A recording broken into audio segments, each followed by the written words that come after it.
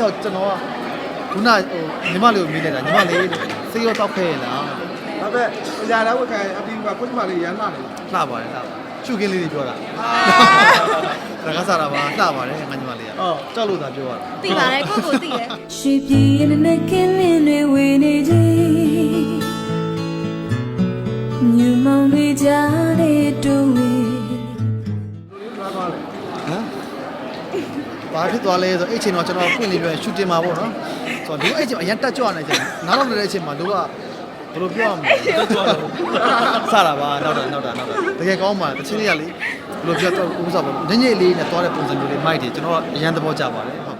နမတန်နေအောင်စာ အဲ့တချင်ကကြာအဲ့အဓိကကြာဒီစောင်းရသည်ရဲ့ဟိုဟာလေးကိုဖွဲ့ထားတာပေါ့နော်ပွင့်နေပြောရရင်